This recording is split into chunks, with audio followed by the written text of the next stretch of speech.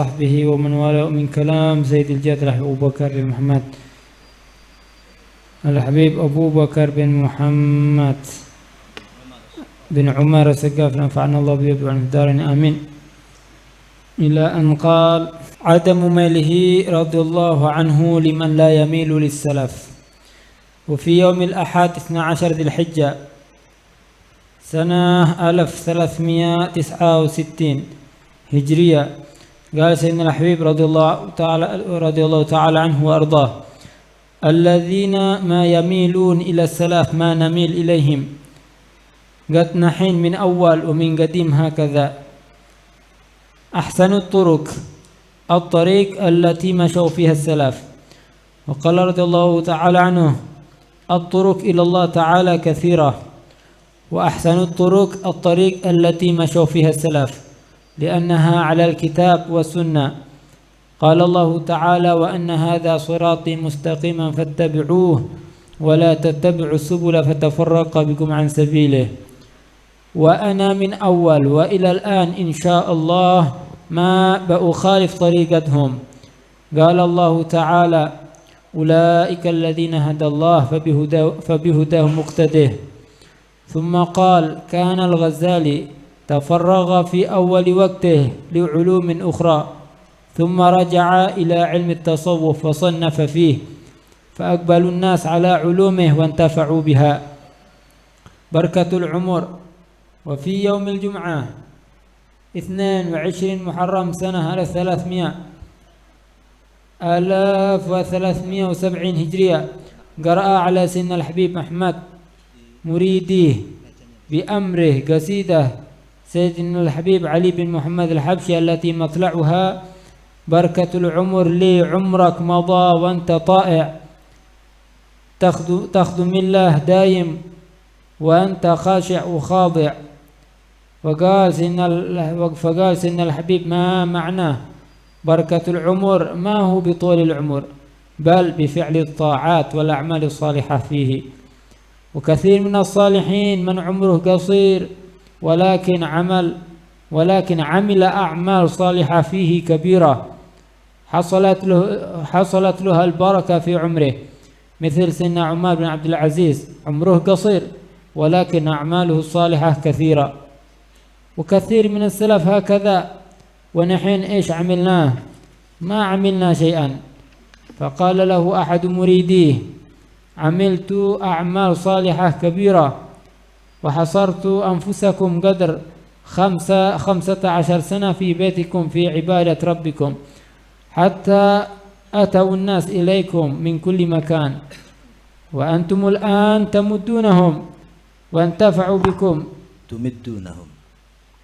وأنتم الآن تمدونهم وانتفعوا بكم كثيرا. وكثير من الناس من الحجاج نظركم يقظة في مكة وقت الحج. وفي هذه السنة الشيخ محمد بن سالم بن سمير، ومن قبلها الحاج فلان، وكذلك السيد حسين بن عبد الله الحامدي. وهؤلاء الثلاثة كلهم نظروكم عند مقام سيدنا إبراهيم، وبعض الحجاج رأوكم في الطواف. وقال سيدنا الحبيب: الحمد لله. قال الله تعالى: واتخذوا من مقام إبراهيم مصلى، إلى آخر ما قال رضي الله عنه وأرضاه.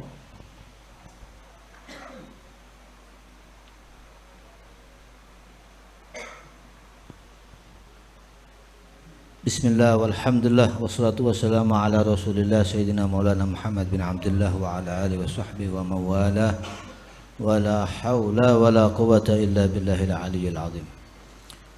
Kali ini dari kumpulan kalam dan wasiat Al-Habibul Imam Al-Qutub Abu Bakar bin Muhammad bin Umar As-Saqqaf radhiyallahu anhu wa ardah wa nafa'ana bihi fid dharaini amin. Pertama, pada hari Ahad tanggal 12 Dzulhijjah tahun 1369 Hijriah, Al-Habib Abu Bakar radhiyallahu anhu berkata, singkat sekali perkataan beliau ini: alladzina ma yamiluna ila salaf ma namilu ilaihim, qad nahnu min awal wa min qadim hakadha. Siapa saja yang tidak mau mengikuti ajaran para salaf, maka kami tidak akan pernah condong kepada orang itu. Yang tidak condong kepada ajaran kaum salaf, kami tidak akan condong kepada orang itu. Salaf ini kalau dalam istilah yang ta'rifnya yang sebenarnya disebut zaman salaf itu yang hidup sampai 300 tahun setelah Nabi. Jadi sahabat, tabi'in, tabi'in. Berdasarkan hadis Nabi alaihissalatu wassalam, khairul quruni qarni thumma alladhina yalunahum thumma alladhina yalunahum.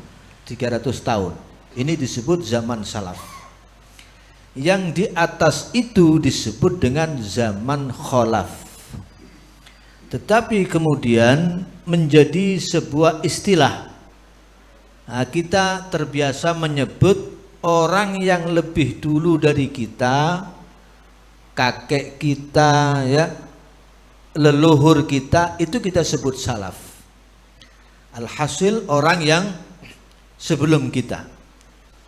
Nah, makanya mengikuti salaf ini penting.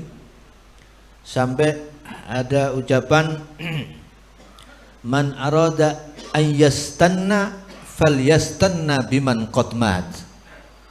Orang itu kalau mau ngambil ajaran, ikuti ajarannya orang-orang salaf yang sudah meninggal. Karena kalau yang hidup ini kadang-kadang masih tidak selamat dari fitnah. Nah, tapi kalau kita ikut Habib Abu Bakar As-Segaf Gresik, ikut Habib Ja'far bin Syekhan As-Segaf, ikut Kiai Haji Abdul Hamid dan seterusnya, ini beliau-beliau ini sudah aman dari fitnah dan sudah teruji ilmunya, teruji amaliyahnya, teruji akhlaknya, teruji perjuangannya untuk umat, sehingga layak kita jadikan panutan. Makanya kata Al-Habib Abu Bakar, siapa saja yang tidak mau mengikuti salaf, kami tidak akan pernah condong kepada orang itu. Al-khairu kullul khair fittiba'i man salaf, wasyarru kullu syarr fibtida'i man khalaf. Kebaikan itu semuanya bermuara pada mengikuti salaf. Segala keburukan itu berawal dari mengikuti bid'ahnya orang yang baru-baru ini.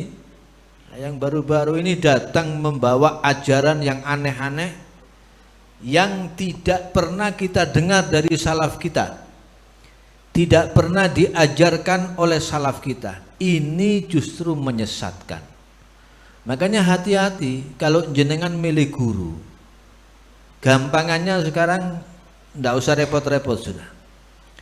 Kalau ada Habib, Sayyid, mau panjenengan ikuti, lihat dulu sesuai apa enggak dengan ajaran orang tuanya, sesuai apa enggak dengan ajaran kakeknya, sesuai apa tidak dengan ajaran salafnya. Sepanjang sesuai, ikuti dia. Kalau tidak sesuai, jauhi, jangan diikuti. Habib Ali Al-Habsyi mengatakan, man la salak fi tariq ahli tahayyam wada' faya furu'an nabi siru alal ittiba.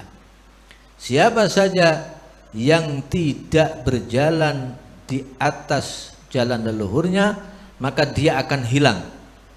Kemuliaannya hilang, rahasianya hilang. Kemuliaan yang harus dia dapatkan dari orang tuanya akan lepas dari dia selama dia melenceng dari ajaran para salafnya. Nah, makanya mengikuti para salaf ini sangat penting sekali dalam ibadah maupun dalam adah kita. Jangan lepas dari mengikuti para kaum salaf. Kemudian yang kedua, menjelaskan tentang ahsanut turuq, at-tariq allati masyaw fiha salaf. jalan yang paling baik itu jalan yang sudah dilampaui salaf-salaf kita. Jadi kita ini sebenarnya sudah tidak repot. Kita ini umat akhir zaman sudah disiapkan sama orang-orang tua kita, sama mbah-mbah kita, sama leluhur kita. Wiridnya sudah dipilihkan, thariqahnya ini yang diamalkan sudah dipilihkan, majelis-majelisnya, kitab yang dibaca apa di majelisnya salaf sudah dipilihkan. Kita tinggal meneruskan, tinggal mengikuti, tinggal hanya berjalan di atasnya. Insya Allah kita akan dapat kemuliaan. Kemuliaan yang diperoleh oleh salaf kita bisa kita dapatkan sepanjang kita setia mengikuti mereka. Sampai Al-Imam Al-Habib Abdullah Al-Haddad berkata, sa'ahmilu nafsi ala iktifa sabilihim hatta uwassada fir ramli. Saya akan terus paksa diri saya untuk mengikuti ajaran salaf saya sampai nanti saya dibantali dengan batu, ya, dengan pasir, dengan tanah. Artinya sampai saya nanti dikubur, saya tidak akan melepaskan diri dari ajaran para salaf kita. Nah, beliau radhiyallahu an, Al-Habib Abu Bakar berkata, jalan kepada Allah itu sangat banyak. At-turuqu ilallahi ta'ala katsiratun. Banyak sekali. Kita mau sampai kepada itu bisa lewat berbagai macam jalan. Tapi sebaik-baik jalan at-tariq allati masyaw fiha salaf, yang dijalani oleh salaf kita karena itu sesuai dengan pakem ajaran Al-Quran dan As-Sunnah. Ya, wa tariqu kulli masyayikhin qad quyyidat bi kitabi rabbi wal hadithi ta'assala. Jadi tariqahnya guru-guru kita, masyayikh kita, orang-orang tua kita itu persis terikat dengan Al-Quran dan As-Sunnah. Allah Subhanahu wa taala berfirman, wa anna hadza sirati mustaqiman fattabi'uhu wa la tattabi'us subula fatafarraqa bikum an sabilih. Jadi kalau kita sudah ikut jalan-jalan yang macam-macam itu yang diajarkan orang-orang baru, nanti itu membuat kita tercerai-berai dan membuat kita semakin jauh dari kemuliaan orang-orang tua kita. Kemudian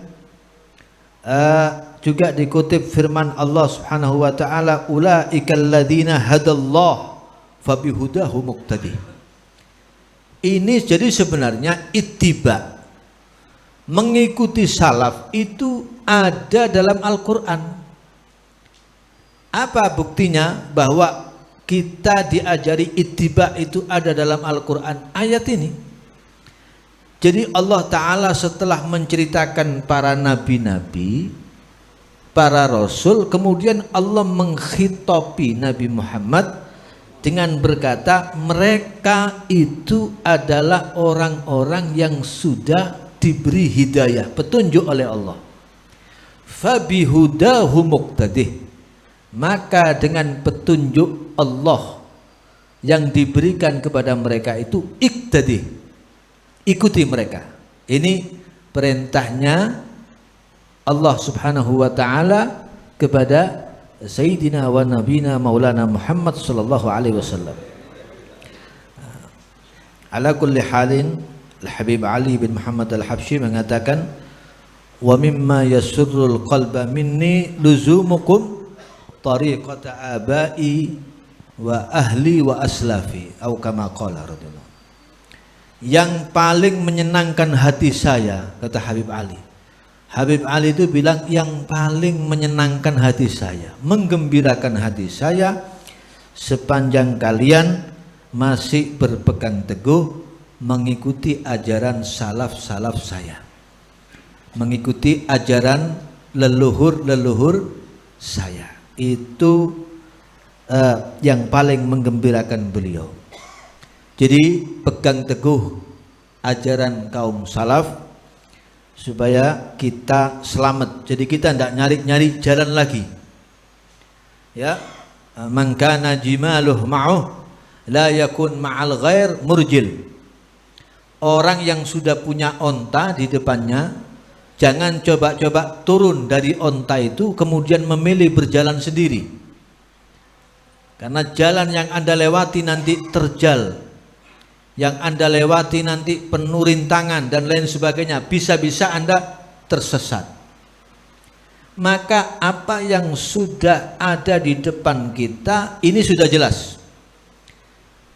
Di Pasuruan kita sudah tahu bagaimana thariqahnya Habib Ja'far, bagaimana thariqahnya Habib Alwi bin Segaf As-Segaf, bagaimana Ki Haji Abdul Hamid. Ya sudah, itu ikuti. Kita kalau coba-coba turun, ibaratnya mereka ini onta yang kita jadikan kendaraan kita untuk sampai kepada Allah. Sekali kita coba-coba turun, milih dalan dewi, ya, ndak ikut dengan mereka, bisa dipastikan kita akan tersesat. Karena kita belum teruji, ya, belum teruji segala-galanya. Makanya Al Habib Abu Bakar ini sampai dalam urusan pakaian tidak mau berselisih dengan ajaran para salaf-salafnya, ya. Jadi ini pentingnya mengikuti kaum salaf. Kemudian beliau menceritakan dulu bahwa Imam Ghazali di awal-awal waktu itu sebelum terjun ke dunia tasawuf itu beliau Imam Ghazali mempelajari berbagai macam fan ilmu, termasuk falsafah. Itu Imam Ghazali itu terkenal filsuf, ahli falsafah.